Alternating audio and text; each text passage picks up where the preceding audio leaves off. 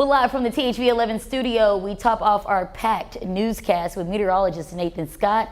A lot going on today. Nathan, we're going to send it right over to you to give us an update. I'm here. Okay, making sure you're coming in. The computer's loading a little bit slow for me, so I'll be right over there, Jurnee. Understood. Memorial Day weekend, a lot of people wanting to know it's coming up. What can we plan for the weekend? Yeah, absolutely. So we've got some beautiful weather out there right now.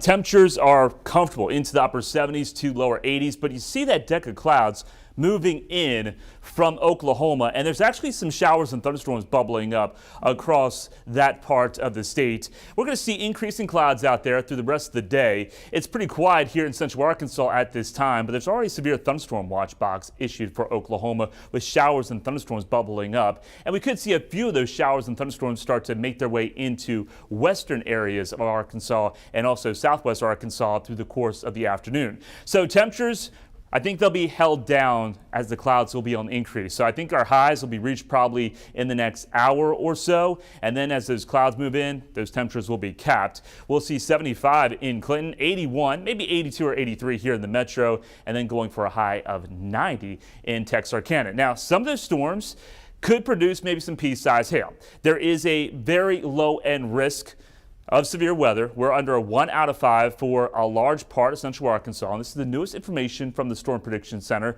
By far, the main threat is going to be the potential that 1 or 2 storms may try to produce some quarter-size hail. That chance is very low, but it can't be ruled out. That chance increases once you get into Oklahoma and especially towards the Dallas and Fort Worth metroplex. This is going to be a situation we're going to have to deal with going into Memorial Day weekend as complexes and clusters of showers and thunderstorms will roll through. I'll have more on that wet weather for the weekend coming up. All right, Nathan, thank you. Well, we begin with new details on an officer-involved shooting reported in North Little Rock. According to police, officers conducted a traffic stop near McCain Plaza this morning. Police say the front passenger in that vehicle ran off. During the pursuit, police say shots were fired, and during the exchange, police say the suspect was hit, then sent to the hospital with minor injuries. According to police, the officers involved have been placed on administrative leave. Detectives are actively investigating the shooting. As that unfolds, we'll work to provide any new details. A former Arkansas judge will serve time in federal prison for lying to the FBI. Thomas David Caruth once presided as judge for the Monroe County District Court. Yesterday, we learned a jury convicted him after a woman accused the former judge of soliciting sex. That same woman recorded their private meetings after asking Caruth for help with her boyfriend's criminal case. Caruth was found guilty for lying to FBI agents during questioning. And there's an ongoing search for a wanted man who escaped police twice. According to Conway Police, Zion Jackson took part in a shooting on UCA's campus in April. He initially gave officers a fake name, and minutes later, body cameras showed Jackson taking off. Hours later, Jackson came into contact with police again, and this time in a stolen city truck. Hazen police say it caught them off guard the first time they encountered him. The individual pulled into the Family Dollar Tree there off the highway, normal routine traffic stop. There's 2 females in the vehicle. Officer Cook smells a strong odor of marijuana coming from the car, asked the passengers to exit.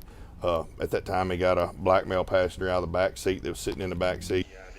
Well, after Jackson was seen in that truck, officers performed a pit maneuver. Jackson, however, managed to escape from that too. He's wanted in several cities and considered armed and dangerous. If you see him, immediately call police. The heat will soon rise this summer, and so might the cost to cool your home. Recent tariff policy has begun to influence the HVAC industry. China is a primary manufacturer for units. The country also supplies the parts needed to fix them. The ongoing trade dispute could drive up prices, and industry experts are already warning you to prepare your wallets. The most expensive part of any home is going to be your HVAC unit. It's going to be the most energy consuming. It's going to be the most expensive when needing to replace. And not everybody just has many thousands of dollars just to throw down on an AC machine when their unit kind of stops working. Servicing HVAC units annually is encouraged. It can be key to avoiding additional costs at some point. The city of Little Rock is leaning on local support for recovery of Reservoir Park. The area was hit hard in March 2023 during the tornado. Wednesday night, City Parks Conservancy hosted a fundraiser. The goal was to support the park's restoration projects. It's part of a master plan to rebuild the community space. We didn't get a lot of money from FEMA. We have started some cleanup. We've resurfaced the tennis courts. We're planting trees. But this fundraiser is about getting it back to where it was to serve the whole community. People attending that meeting were allowed to give input. The city plans to take that into consideration.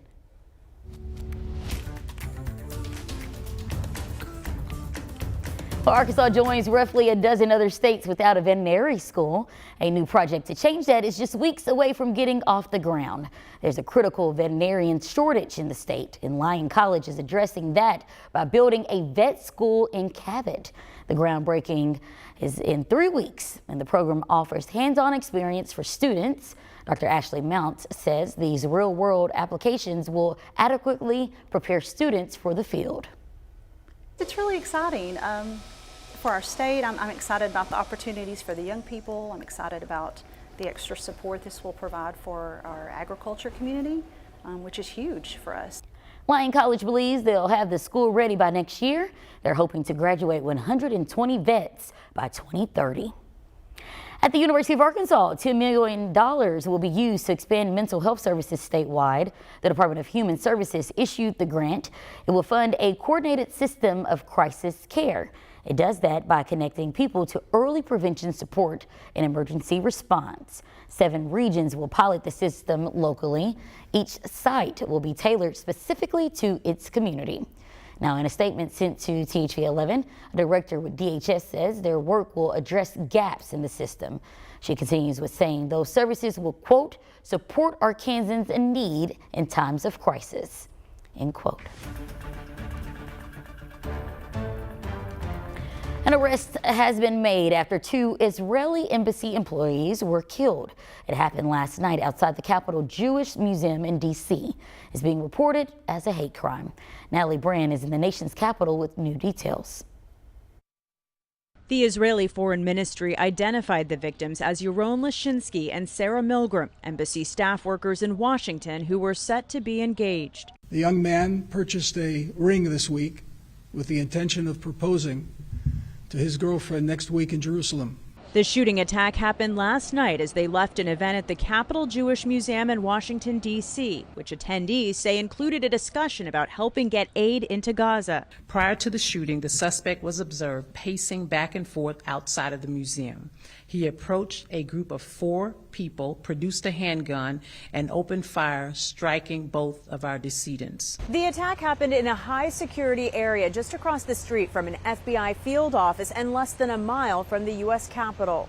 Police identified the suspect, who is now in custody, as 30-year-old Elias Rodriguez from Chicago. Free Palestine!